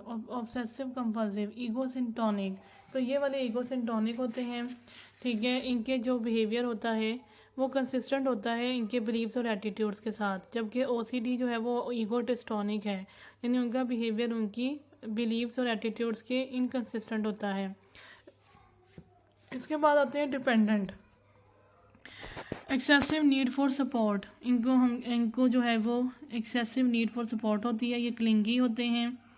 Submissive, low self confidence, इनका सेल्फ कॉन्फिडेंस भी बहुत ही लो होता है। Patients often get stuck in the abusive relationship, और इस वजह से ये अब्यूसिव रिलेशनशिप्स में भी स्टक हो जाते हैं। इसके बाद आते हैं मलिंगरिंग। मलिंगरिंग का मतलब है symptoms are intentional and motivation is intentional. तो मलिंगरिंग में ये होता है कि सिम्टम्स जो हैं वो इंटेंशनल होते हैं, यानी जानबूझ के क्रिएट किए जाते हैं। मोटिवेशन इज़ इंटेंशनल, और इस तरह करता है, जो पेशेंट इस तरह करेगा उसकी मोटिवेशन भी इंटेंशनल है, यानी उसका जो मकसद है वो भी उसको पता है कि वो सिम्टम्स क्यों क्रिएट कर रहा है। Patient consciously fakes, profoundly exaggerates और claims to have a disorder in order to attain a specific secondary यानी एक्सटर्नल गेन है। तो इसमें जो पेशेंट है वो जानबूझ के फेक किस्म के जो हैं वो सिम्टम्स बताएगा, या फिर सिम्टम्स को एग्जैगरेट करके बताएगा, बढ़ाकर बताएगा। And claims to have a disorder, और ये दावा करेगा कि उसको कोई डिसऑर्डर हो गया है ताकि वो कोई ना कोई सेकेंडरी एक्सटर्नल गेन अचीव कर सके। तो ये जो एक्सटर्नल गेन है इसमें आता है अवॉइडिंग वर्क, यानी कि वो वर्क से भाग रहा है। ऑब्टेनिंग कंपनसेशन, या फिर वो चाहता है कि उसकी जगह कोई और काम कर दे, तो ऑब्टेनिंग कंपनसेशन भी उसका मकसद हो सकता है। Poor compliance with the treatment और फॉलोअप ऑफ डायग्नोस्टिक टेस्ट, इसलिए कि वो सिम्टम्स उसने खुद क्रिएट किए हुए हैं और वो खुद जानबूझ के इस तरह बता रहा है, इस वजह से उसकी कंप्लाइंस जो है वो ट्रीटमेंट के साथ और फॉलोअप के साथ जो है वो पुअर होगी।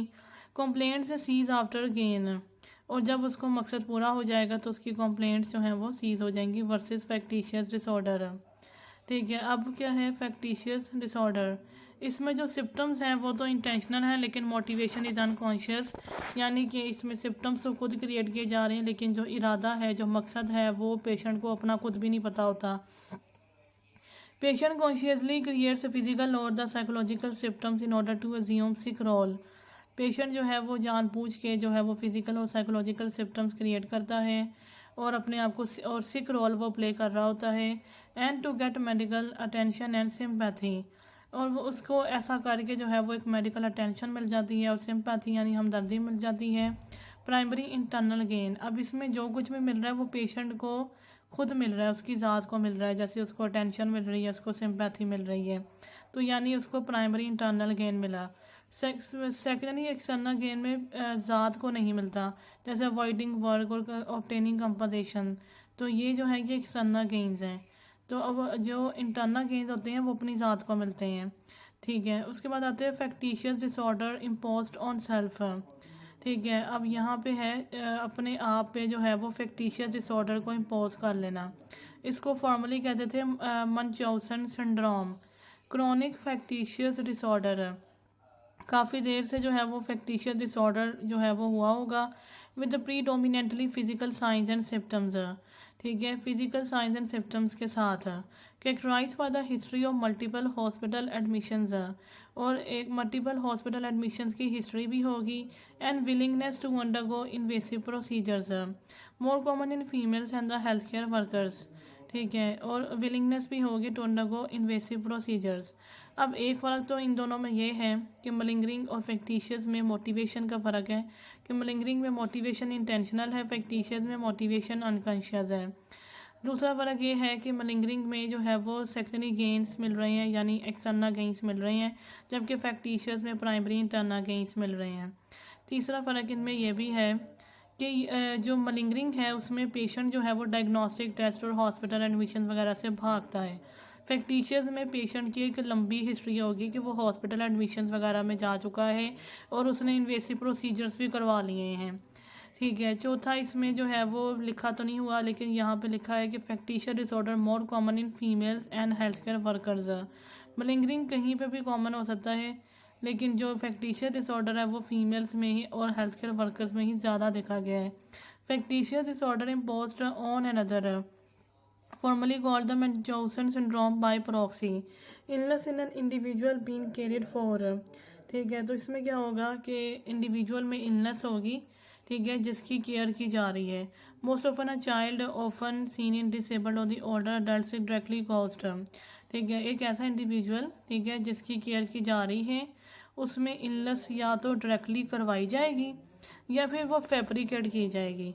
डायरेक्टली करवाई जाएगी यानी कि हम फिज़िकल हार्म कर दें बच्चे को या फिर अडल्ट को, अडल्ट में भी एक ही चीज़ की जाती है, किसी बच्चे को या किसी अडल्ट को हम जो है वो इलनेस क्रिएट करवा दें उसके अंदर खुद से, या हम फैब्रिकेट कर दें, फैब्रिकेट में हम झूठ बोल दें कि चाइल्ड के सिम्टम्स के बारे में by the care giver form of child and the Elder abuse, इस तरीके से ये चाइल्ड और एल्डर अब्यूज़ की एक फॉर्म भी बन जाती है। उसके बाद आता है somatic symptoms and related disorders. Somatic symptoms and related disorders, the symptoms are unconscious, motivation is unconscious. तो इसमें सिम्टम्स भी जो है वो अनकॉन्शियस हैं और मोटिवेशन भी अनकॉन्शियस है। Category of disorders characterised by the physical symptoms causing significant distress and impairment, इसमें फिजिकल सिम्टम्स हुए होंगे और वो सिग्निफिकेंट डिस्ट्रेस और इम्पेयरमेंट करवा रहे होंगे। सिम्टम्स नॉट इंटेंशनली प्रोड्यूस्ड और फेंड, और इसमें सिम्टम्स को इंटेंशनली प्रोड्यूस नहीं किया गया और ना ही वो फेक तरीके से बनाए गए हैं। सोमैटिक सिम्टम डिसऑर्डर, अब इसमें एक आता है somatic symptom disorder more than one bodily complaints. तो इसमें जो है वो एक से ज़्यादा बॉडीली कंप्लेंट्स होंगी, जैसे एब्डोमिनल पेन है, फटीग है lasting months two years, associated with excessive persistent thoughts and anxiety about symptoms. और पेशेंट को बहुत ही ज़्यादा फिक्र लगी होगी, बहुत एंजाइटी हो रही होगी इन सिम्टम्स के बारे में। मे को अकर विद मेडिकल इलनेस, ये मेडिकल इलनेस के साथ भी ये चीज़ हो सकती है कि हो सकता है कि वाकई कोई मेडिकल इलनेस हो और उसके साथ ये सारी चीज़ें एक्सट्रीम कंसर्न्स वगैरह हो रहे हों। ट्रीटमेंट इसकी है regular office visits with the same physician in combination with psychotherapy.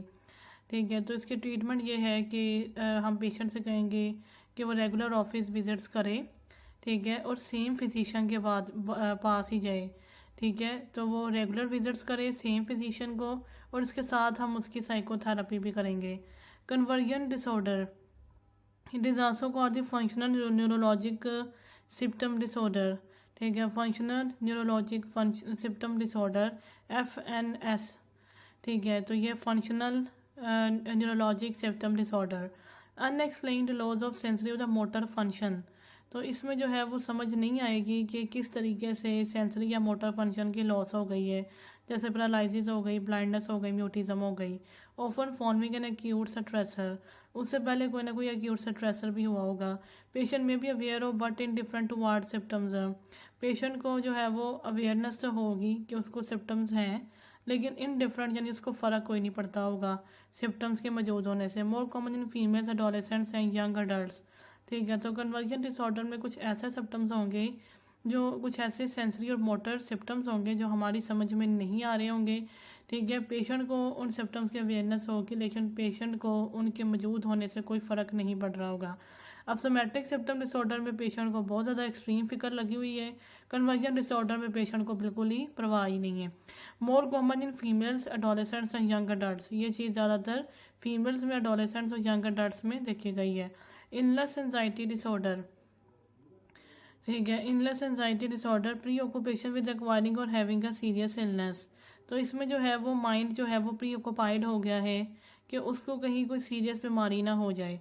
Often despite medical evaluation, ठीक है, इसके और वो जो एंजाइटी है इस चीज़ से रेलिवेंट कि कहीं सीरियस बीमारी हो ना जाए। ठीक है, वो वाली जो प्री ऑक्यूपेशन है या एंजाइटी है वो मेडिकल एवेलुएशन और रीअश्योरेंस के बावजूद भी वहीं पे रह रही है, नहीं जा रही। Minimal to no somatic symptoms, जबकि पेशेंट को कोई सोमैटिक सिम्टम्स भी नहीं है। इलनेस एंजाइटी डिसऑर्डर, यानी कि इलनेस के बारे में एंजाइटी हो गई है बहुत ज़्यादा और वो मेडिकल एवेलुएशन और रीअश्योरेंस के बावजूद भी ठीक नहीं हो रही, जबकि पेशेंट को कोई सोमैटिक सिम्टम्स यानी फिजिकल सिम्टम्स भी मौजूद नहीं हैं। Malingering versus factitious versus somatic symptom disorder, ठीक है, ये तो हमने पहले देख लिया कि मलिंगरिंग में सिम्टम्स और मोटिवेशन दोनों इंटेंशनल हैं। फैक्टिशियस में सिम्टम्स इंटेंशनल है लेकिन मोटिवेशन अनकॉन्शियस है। सोमैटिक में जो है वो दोनों ही अनकॉन्शियस हैं। उसके बाद आते हैं eating disorders. Eating disorders are most common in young women, ठीक है, ये यंग वुमेन में मोस्ट कॉमन है। Anorexia nervosa, intense fear of weight gain, ठीक है, इसमें इंटेंस फियर होता है वेट गेन ना हो जाए। ओवर वैल्यूएशन ऑफ थिननेस, और इसमें जो है वो थिननेस की ओवर वैल्यूएशन यानी बहुत ज़्यादा वैल्यू दी जाती है। एंड बॉडी इमेज डिस्टॉर्शन, और इस चीज़ की बहुत ज़्यादा फिक्र है कि कहीं बॉडी इमेज डिस्टॉर्शन ना हो जाए, leading to the calorie restriction, जिसकी वजह से पेशेंट जो है वो कैलोरी रिस्ट्रिक्शन करेगी। And severe weight loss resulting in inappropriately low body weight, और बहुत ही ज़्यादा वेट लॉस की जो है वो कोशिश करेगी, जिसकी वजह से जो BMI है वो बहुत ज़्यादा लो हो जाएगा, यानी less than 18.5 kg per M square for adult, ठीक है, 18.5 से भी कम हो जाएगा। May present with hypothyroidism, amenorrhea, osteoporosis and lanugo. इन सारी कंडीशंस के साथ भी एनोरेक्सिया नर्वोसा प्रेजेंट हो रही होगी। हाइपोथायरॉयडिज्म, ठीक है, और एमेनोरिया यानी एब्सेंस ऑफ मेंस्ट्रुएशन, ओस्टियोपोरोसिस यानी increase risk of bone fracture, और लेनुगो को देख लेते हैं। तो लेनुगो जो है वो असल में ह्यूमन फीटस में मौजूद होते हैं। ये फाइन सॉफ्ट हेयर होते हैं, that covers the whole of body and limbs, ठीक है, लेकिन ये जो है वो एनोरेक्सिया नर्वोसा वाली फीमेल्स में भी प्रेजेंट हो सकते हैं। तो लेनुगो का हमें पता चल गया। Binge eating and purging type, तो इसमें क्या है कि रिकरेंट पर्जिंग बिहेवियर्स होंगे। पर्जिंग का मतलब होता है जो खाया पिया है उसको निकालने की कोशिश करना। इसमें लग्जैक्टिव्स यूज़ कर सकते हैं पेशेंट्स, और डायरेटिक्स यूज़ कर लेते हैं, ठीक है। एक तरह से ये लग्जैक्टिव और डायरेटिक अब्यूज़ है। सेल्फ इंड्यूस्ड वॉमिटिंग करेंगे, और binge eating over the last 3 months. तो बिंज ईटिंग और पर्जिंग टाइप, तो इसमें जो है वो पेशेंट्स बिंज ईटिंग करेंगे यानी बहुत ज़्यादा खाएंगे, और फिर पर्जिंग करेंगे, ठीक है, या फिर पर्जिंग करेंगे। इसमें बिंज ईटिंग होगी या फिर पर्जिंग होगी, और ये लास्ट 3 मंथ से हो रही होगी। Restricting type, primary disordered behaviours including dieting, तो इसमें जो है वो डाइटिंग, फास्टिंग और ओवर एक्सरसाइजिंग हो रही होगी। नो रिकरिंग पर्जिंग बिहेवियर्स और binge eating over the last 3 months, इसमें कोई वो पर्जिंग या फिर बिंज ईटिंग नहीं हो रही होगी over the last 3 months. Refeeding syndrome often occurs in significantly malnourished patients with sudden increasing caloric intake. अब जो सिग्निफिकेंटली माल नॉलेज पेशेंट्स हैं उनमें अगर हम एकदम से कैलोरिक इनटेक इंक्रीज़ कर देंगे तो उनमें एकदम से इंसुलिन ज़्यादा हो जाएगा, और इंसुलिन के ज़्यादा होने से फॉस्फेट, मैग्नीशियम और पोटेशियम डिक्रीज़ होगा, जिसकी वजह से कार्डियक कॉम्प्लिकेशंस हो सकती हैं, रेप्टोमायोलाइसिस हो सकती है, सीजर्स हो सकते हैं। ट्रीटमेंट इसकी है तो न्यूट्रिशनल रिहेबिलिटेशन, ठीक है, तो न्यूट्रिशनल रिहेबिलिटेशन, साइकोथेरेपी और ओलंजापीन, ठीक है। तो उसके ट्रीटमेंट जो है वो हम इन 3 चीज़ों से कर सकते हैं। Bulimia nervosa, recurrent episodes of binge eating with the compensatory purging behaviours at least weekly over the last 3 months. Bulimia nervosa में ये होगा कि पहले तो पेशेंट बिंज ईटिंग करेंगे और फिर उसके बाद उसको निकालने की कोशिश करेंगे, पुर्जिंग बिहेवियर कर रहे होंगे, और ये चीज़ वो एट लीस्ट वीकली, ठीक है, हर वीक कर रहे होंगे over the last 3 months. BMI often normal or slightly overweight versus anorexia. Anorexia में BMI डिक्रीज था, लेकिन इसमें BMI या तो नॉर्मल होगा या इंक्रीज होगा। Associated with the parotid gland hypertrophy, parotid gland की हाइपरट्रॉफी हुई होगी। मे सी इंक्रीज सीरम अमाइलेज, ठीक है, सीरम अमाइलेज का लेवल से ज़्यादा होंगे। इनमल इरोजन, जो इनमल होता है टीथ के ऊपर, उसकी इरोजन हुई होगी। मेलरी वीज सिंड्रोम, और मेलरी वीज सिंड्रोम इसमें हुआ होगा। इलेक्ट्रोलाइट डिस्टर्बेंसेस हुई होंगी, जैसे पोटेशियम डिक्रीज और क्लोराइड डिक्रीज। मेटाबॉलिक अल्कलोसिस भी हो सकता है। Dorsal hand calluses from induced vomiting, और हम ये भी देखेंगे क्योंकि हैंड के ऊपर जो है वो कलूसिस बने हुए डिफरेंट, ठीक है, जो कि बार बार वॉमिटिंग इंड्यूस करने की वजह से बनेंगे। इसको कहते हैं रसल साइन। ये रसल साइन भी हमें बुलिमिया नर्वोसा में मिलेगा। अब इसमें देख लेते हैं मेलरी वीज सिंड्रोम को। Medullary V syndrome is characterized with a longitudinal mucosal laceration that is intramural dissection in the distal esophagus and the proximal stomach। तो distal esophagus और proximal stomach के अंदर कुछ longitudinal lacerations बन जाएंगी, ठीक है, और इन longitudinal mucosal lacerations बनेगी जिन्हें हम intramural dissection भी कह सकते हैं, which are usually associated with forceful retching, ठीक है। forceful retching यानी vomiting induce करने की वजह से जो है वो ये हो सकती है मेलरी वी सिंड्रोम, ठीक है। ये एसोफेगस और स्टमक के अंदर जो है वो लैसरेशंस हो जाती हैं। फोर्सफुल रैचिंग होता है वॉमिटिंग के दौरान जो एक खिंचाव सा पड़ता है, उसको कहते हैं रैचिंग। अगर वो फोर्सफुल हो तो उससे जो है वो लैसरेशंस हो जाती हैं, तो इसको कहते हैं मेलरी वी सिंड्रोम, क्योंकि ये पुर्जिंग में जो है वो वॉमिटिंग को इंड्यूस करती हैं। उस वॉमिटिंग के दौरान फोर्सफुल रैचिंग भी हो सकती है, और उसकी वजह से ये मेलरी वी सिंड्रोम भी इन पेशेंट्स में देखा जा सकता है। The lacerations often lead to bleeding from the submucosal arteries, और इन lacerations की वजह से जो submucosal arteries है वहाँ से ब्लीडिंग भी स्टार्ट हो सकती है। तो ट्रीटमेंट इसकी हम करते हैं साइकोथेरेपी से, न्यूट्रिशन रिहेबिलिटेशन और antidepressants, SSRI bupropion is contraindicated to the seizure risk, इनमें बुप्रोपियोन को नहीं दे सकते। इसके बाद आता है बिंज ईटिंग डिसऑर्डर। ठीक है, बिंज ईटिंग में क्या है कि recurrent episodes of binge eating without purging behaviours at least weekly over the last 3 months. Binge eating में क्या होगा कि जो पेशेंट है वो रिकरेंट उसके एपिसोड्स होंगे बिंज ईटिंग के। ठीक है, और ये एटलीस्ट वीकली, ठीक है, वीकली हो रहे होंगे ओवर द लास्ट 3 मंथ्स। ठीक है, इंक्रीज डायबिटीज़ रिस्क, इसमें डायबिटीज़ की रिस्क इंक्रीज होगी। Most common eating disorder in adult, ये अडल्ट में मोस्ट कॉमन ईटिंग डिसऑर्डर है। ट्रीटमेंट इसकी है psychotherapy, first line SSRI and the lisdexamfetamine. तो ये जो इसमें एजेंट है यूज़ हो रहा, ये पहले हमने कभी नाम नहीं पढ़ा। साइकोथेरेपी और SSRI तो कॉमन चीज़ें हैं। ठीक है, लेकिन इसमें एक और नाम है लिस डेक्सैम फीटामीन। ठीक है, लिस डेक्सैम फीटामीन। तो ये जो है वो इसमें बिंज ईटिंग डिसऑर्डर में हम यूज़ करते हैं। पीका, recurring episodes of eating non food substances. तो इसमें ये होगा कि हम नॉन फूड सब्सटेंसेज खा रहे होंगे, जैसे इसमें आइस है, डर्ट है, हेयर है और पेंट चिप्स हैं, over more than 1 month that are not culturally और डेवलपमेंटली रिकॉग्नाइज्ड एज नॉर्मल, और 1 मंथ से ज़्यादा देर के लिए। ठीक है, और ये सब्सटेंसेज जो हैं ये हमारे कल्चर में या हमारे डेवलपमेंट सिस्टम में जो है वो नॉर्मल कंसिडर नहीं की जाती। वे प्रोवाइड टेम्पररी इमोशनल रिलीफ, और इन सब्सटेंसेज को खाने से हमें इमोशनल रिलीफ मिल रही होगी। Common in children and during pregnancy, ये चिल्ड्रन में और ड्यूरिंग प्रेगनेंसी देखा गया है। एसोसिएटेड विद मैल न्यूट्रिशन, ये जो पीका है इसमें इसके रीजंस जो हैं वो इसमें एसोसिएशंस जो हैं उसमें मैल न्यूट्रिशन है, आयरन डेफिशिएंसी अनीमिया है, डेवलपमेंटल डिसेबिलिटीज़ है और इमोशनल ट्रॉमा है। ठीक है, developmental disabilities and emotional trauma. Treatment इसकी साइकोथेरेपी एंड न्यूट्रिशन रिहेबिलिटेशन। ठीक है, साइकोथेरेपी करेंगे और न्यूट्रिशनल रिहेबिलिटेशन करेंगे। फर्स्ट लाइन ट्रीटमेंट इसकी यही है। SSRI इसकी सेकेंड लाइन ट्रीटमेंट है। उसके बाद आता है gender dysphoria, significant incongruence between one's gender identity and one's gender assigned at birth. तो इसमें जो है वो इनकॉन्ग्रुएंस होगी एक जेंडर आइडेंटिटी के और उस जेंडर के जो असाइंड एट बर्थ है, यानी कि जो जेंडर असाइंड एट बर्थ है उस तरह के जेंडर वाली आइडेंटिटी पेशेंट की नहीं दिख रही होगी। Lasting more than 6 months and leading to persistent distress. ठीक है, लास्टिंग ये 6 मंथ से ज़्यादा देर तक परसिस्ट करेगा। ठीक है, और पेशेंट के अंदर डिस्ट्रेस करवाएगा, यानी पेशेंट स्ट्रेसफुल रहेगा।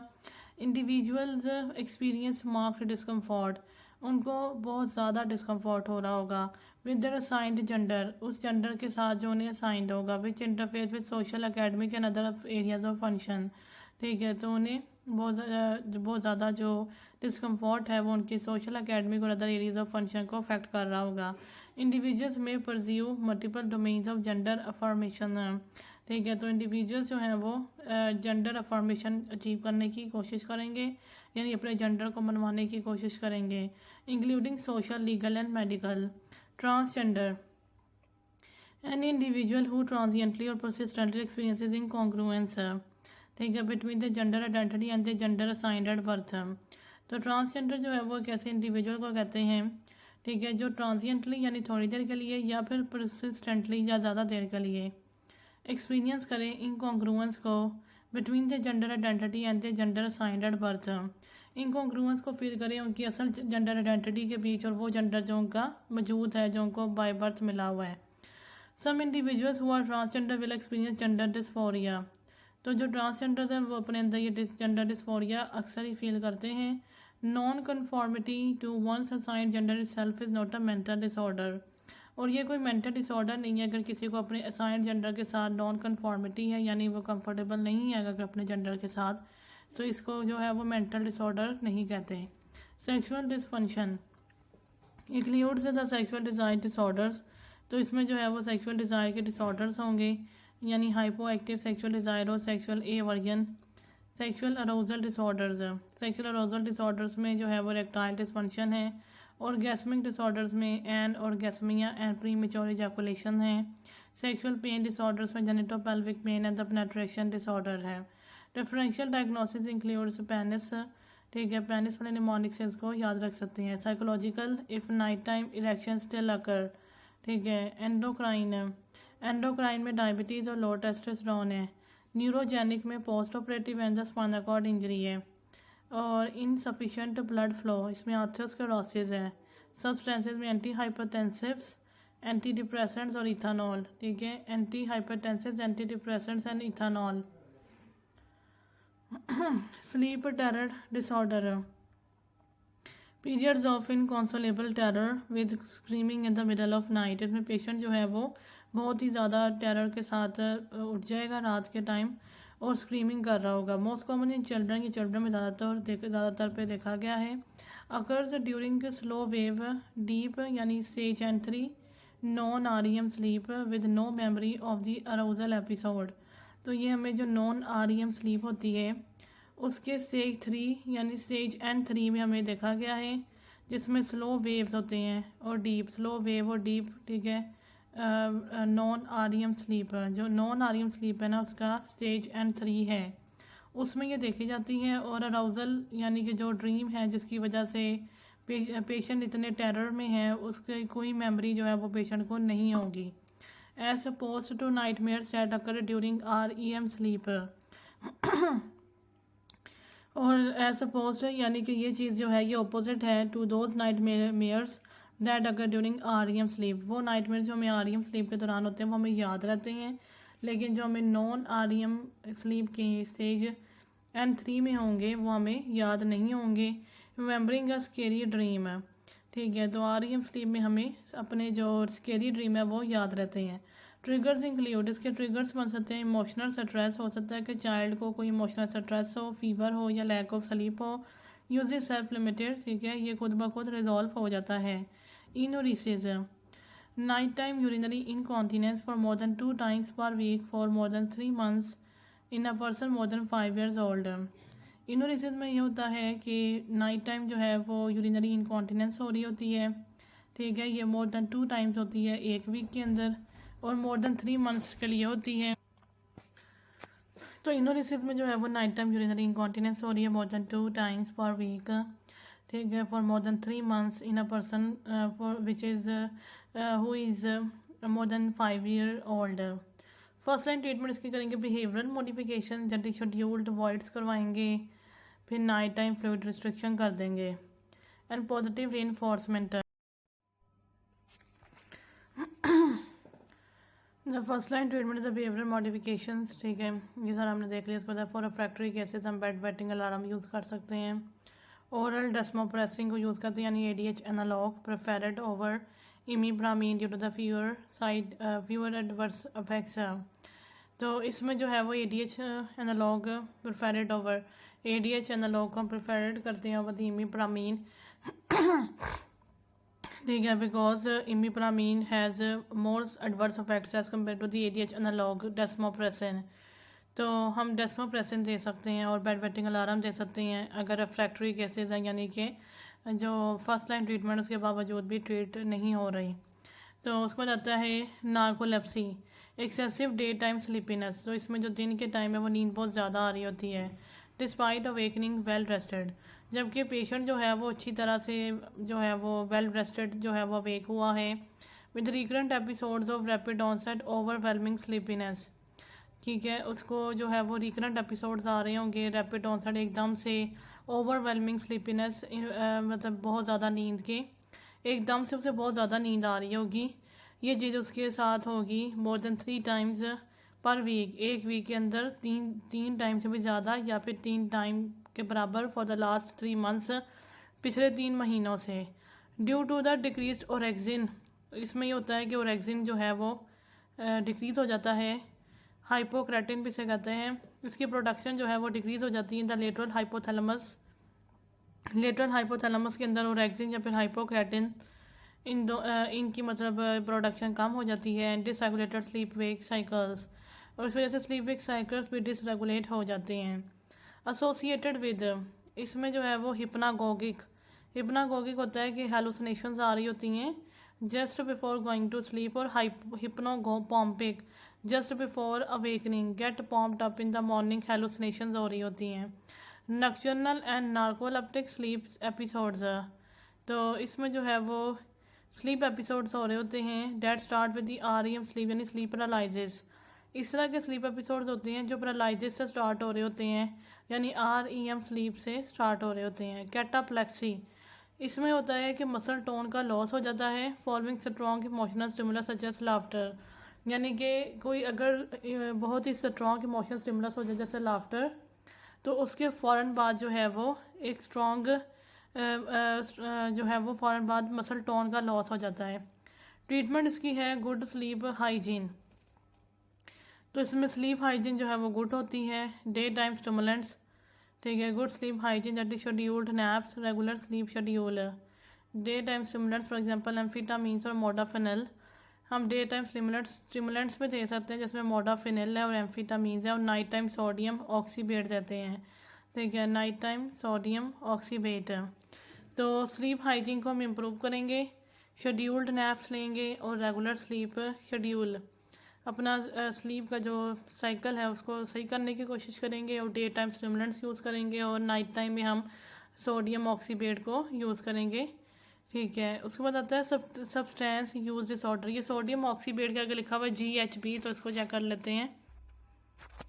Gamma hydroxy butyrate sodium, GHB का ये मतलब है gamma hydroxy butyrate sodium, and the sodium oxybate are the chemical and the drug names respectively, ठीक है। For the pharmaceutical product Xyrem, ठीक है, फार्माक्यूटिकल प्रोडक्ट इसका ज़ायरम है, oral solution. However the acronym GHB is also used to refer to the illicit formulations that are used for the non medical purposes, जैसे non medical purposes के लिए भी illegally भी use कर रहे होते हैं। यहाँ पे लिखा है कि sodium oxybate is another name for the GHB, a substance that is often illegally sold and abused, especially by the young adults in social settings such as night clubs। ये नाइट क्लब्स में जो है वो जो young adult हैं इसको salt और abuse कर रहे होते हैं। सब्सटेंस यूज डिसऑर्डर, ठीक है, the maladaptive pattern of substance use, ठीक है, तो इसमें जो है वो सब्सटेंस यूज जो है वो उसका जो पैटर्न है वो मेल अडेप्टिव होगा। Involving more than 2 of the following in the past year, इनमें से कोई पास्ट ईयर के अंदर अंदर हमें नज़र आएगा। इसमें एक टॉलरेंस है, विड्रॉल है, इंटेंस डिस्ट्रैक्टिंग क्रेविंग्स, बहुत ज़्यादा क्रेविंग्स होना, यूजिंग मोर और longer than intended, persistent desire but inability to cut down, time consuming substance acquisition, use or recovery, impaired functioning at work, school or home, social or interpersonal conflicts, reduced recreational activities, more than one episode of use involving danger, for example unsafe sex and driving while impaired, and continued use despite awareness of harm। अगर substance use के साथ ये सारी चीज़ें मिली हुई हैं या इनमें से 2 से ज़्यादा मिली हुई हैं, ठीक है, तो इसको हम सब्सटेंस यूज़ डिसऑर्डर कह देते हैं।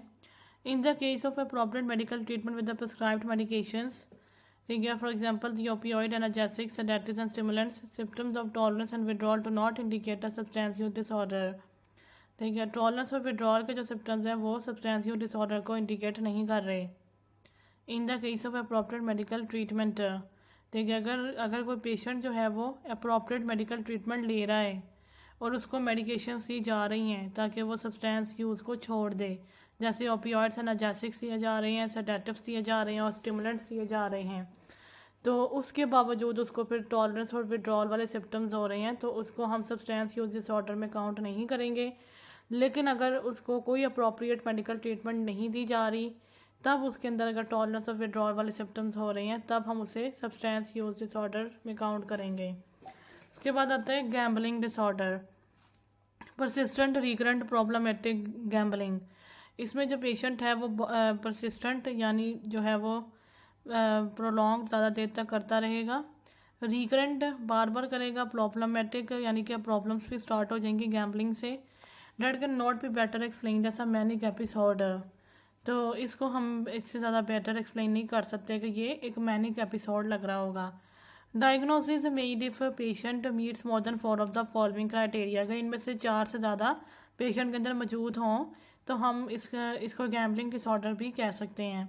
Is preoccupied with gambling, उसके माइंड में बस गैम्बलिंग ही है। Requires more gambling to reach desired level of excitement, ठीक है, वो ज़्यादा से ज़्यादा गैम्बलिंग इसलिए करता है ताकि वो अपने डिज़ायर्ड लेवल ऑफ एक्साइटमेंट को अचीव कर सके। Has failed efforts to limit cut back और स्टॉप गैम्बलिंग, उसके सारे एफर्ट्स जो हैं वो फेल्ड हो चुके हैं कि वो किसी तरीके से गैम्बलिंग को छोड़ दे। बिकम्स रेस्टलेस और इरिटेबल व्हेन लिमिटिंग और अटेम्प्टिंग टू स्टॉप गैम्बलिंग, और जब वो गैम्बलिंग को छोड़ने की कोशिश करे तो वो रेस्टलेस और इरिटेबल हो जाए। गैम्बल्स टू एस्केप और रिलीव फीलिंग्स ऑफ हेल्पलेसनेस, वो गैम्बलिंग इसलिए करे ताकि वो feelings of helplessness, guilt, anxiety और डिप्रेशन से निकल सके। After losing money gambling continues gambling in an attempt to recover losses, जब गैम्बलिंग में उसके मनी जो है वो लॉस हो जाए तो वो मज़ीद गैम्बलिंग करे कि वो इस लॉस को रिकवर कर ले। Lies to conceal the extent of gambling, वो झूठ बोले अपनी गैम्बलिंग के एक्सटेंट को छुपाने के लिए। पुट्स एट रिस्क और हैज़ लॉस्ट सिग्निफिकेंट रिलेशनशिप, वो अपने सिग्निफिकेंट रिलेशनशिप को भी रिस्क पर लगा दे, या अपने कैरियर को या फिर अपने एकेडमिक परसुइट्स को because of gambling. Relies on money from others to fix financial collapse due to gambling, वो दूसरों के पैसे पर रिलाई करने की कोशिश करे जब भी उसे फाइनेंशियल कोलैप्स हो रहा हो गैम्बलिंग की वजह से। ट्रीटमेंट इसकी साइकोथेरेपी या फार्माकोथेरेपी इसमें नहीं करते। इसके बाद आती है the transtheoretical model of change, यानी जब भी कोई चेंज आता है, कोई प्रॉब्लम आती है तो क्या उसका जो है वो उसकी स्टेजेस होती हैं पेशेंट के अंदर, और उस टाइम पे हम पेशेंट को मोटिवेट कैसे कर सकते हैं। सबसे पहला स्टेज है pre contemplation, deny the problem and it's consequences, patient बिल्कुल ही प्रॉब्लम को डिनाई कर देगा, उसकी कॉन्सिक्वेंसेज को डिनाई कर देगा। तो हमने क्या करना है, इंकरेज करनी है इंट्रोस्पेक्शन। ठीक है, इंट्रोस्पेक्शन देख लेते हैं। इंट्रोस्पेक्शन हम कहते हैं एग्जामिनेशन और observation of one's own mental and emotional processes, यानी अपने आप को जानने की कोशिश करना इंट्रोस्पेक्शन कहते हैं। प्री कॉन्टम्पलेशन जो कि पहला स्टेज था चेंज का, इसमें यह है कि नॉट येट एक्नॉलेजिंग, यानी कि इस बात को तस्लीम ना करना that there is a problem behaviour that needs to be changed, कि यहाँ कोई ऐसा बिहेवियर है, प्रॉब्लमेटिक बिहेवियर है जो जिसे चेंज करने किए जाने की ज़रूरत है। कॉन्टम्पलेशन, कॉन्टम्पलेशन है acknowledging that there is a problem but not yet ready, sure of wanting or lacks confidence to make a change. Precontemplation में तो पेशेंट बिल्कुल मान नहीं ना रहा कि कोई प्रॉब्लम है भी, पर कॉन्टम्पलेशन में ये है कि वो मान तो गया है पर उसके लिए जो रिक्वायर्ड चेंजेस हैं, जो कुछ उसके लिए जो कॉन्फिडेंस उसके लिए रिक्वायर्ड है, वो सारा उसको जो है वो इस सब के लिए वो रेडी नहीं है। तो ये कॉन्टम्पलेशन है, ये सेकंड स्टेज होता है। तो पहले हम पढ़ रहे हैं। तो प्री कॉन्टम्पलेशन में देखा कि denies problems and it's consequences, तो हम इंट्रोस्पेक्शन को इंकरेज करेंगे, यानी पेशेंट अपने आप को जो है अपने मेंटल और इमोशनल इश्यूज पे गौर करें। यूज़ पेशेंट्स पर्सनल प्रायोरिटीज़ इन एक्सप्लेनिंग रिस्क, जब हम पेशेंट को समझा रहे होंगे तो हम उसकी पर्सनल प्रायोरिटीज़ को जो है वो यूज़ करेंगे, उसकी पर्सनल प्रायोरिटीज़ का जिक्र करेंगे ताकि हम उसे रिस्क एक्सप्लेन कर सकें कि अगर वो अपने आप को नहीं ठीक करेगा तो फिर उसको क्या क्या रिस्क हो सकती हैं उसकी प्रायोरिटीज़ को लेके। Affirm your availability to the patient, और यकीन दिलाएं इस पेशेंट को कि आप उसके लिए अवेलेबल हैं। Contemplation acknowledges problem but is ambivalent और अनविलिंग टू चेंज, अब यहाँ पे वही हुआ कि पेशेंट ने प्रॉब्लम को एक्नॉलेज कर लिया है, तस्लीम कर लिया है, लेकिन वो अनविलिंग है, वो इसको चेंज नहीं करना चाहता। डिस्कस प्रोज ऑफ चेंजिंग, अब पेशेंट को समझाया जाए कि चेंज होने के क्या फ़ायदे हैं और अगर वो अपने इसी बिहेवियर को रखेगा तो उसको क्या नुकसान होंगे। Suggest means to support behaviour changes, तो हमें उसको जो बिहेवियर चेंज करने के लिए जो रिक्वायरमेंट्स हैं वो भी उसकी पूरी करनी चाहिए। Preparation determination, committed to and planning for behaviour change, अब पेशेंट ने कमिटमेंट कर ली है और वो प्लान कर रहा है कि वो किस तरीके से अपना बिहेवियर चेंज करेगा। एम्प्लॉय मोटिवेशनल इंटरव्यूइंग, अब हम पेशेंट के जो है वो मोटिवेशनल इंटरव्यूज़ करेंगे। encourage इनिशियल चेंजेस, जो इनिशियल चेंजेस हैं सबसे पहले तो हम उसमें वो करवाने की कोशिश करेंगे। Promote expectations for positive results, और उसको एक्सपेक्टेशंस दिलाएंगे कि उसको अच्छे रिजल्ट्स मिलेंगे। Provide resources to assist in planning, और उसको अच्छा प्लान बनाने में भी हम अच्छे रिसोर्सेज प्रोवाइड करेंगे। उसके बाद आता है एक्शन और will power, execute the plan and demonstrate a change in behaviour, तो इसमें जो है वो एक प्लान जो है वो बनाया जाता है और उसमें जो है वो बिहेवियर में एक चेंज जो है वो डिमोस्ट्रेट किया जाता है। Assist with strategies for self efficacy, तो इसमें जो है वो हम डिफरेंट स्ट्रेटजीज जो है वो पेशेंट को प्रोवाइड करेंगे, ठीक है, ताकि वो अपनी सेल्फ एफिकेसी इम्प्रूव कर सके, कॉन्टिजेंसी मैनेजमेंट और कॉन्टिजेंसी मैनेजमेंट कर सकें and कॉपिंग with situation that trigger old behaviours, ठीक है। तो हम यहाँ पे देखेंगे कि सेल्फ एफिकेसी को और कॉन्टिजेंसी को। Self efficacy refers to individual believe in his or her capacity to execute behaviours necessary to produce specific performance attainments.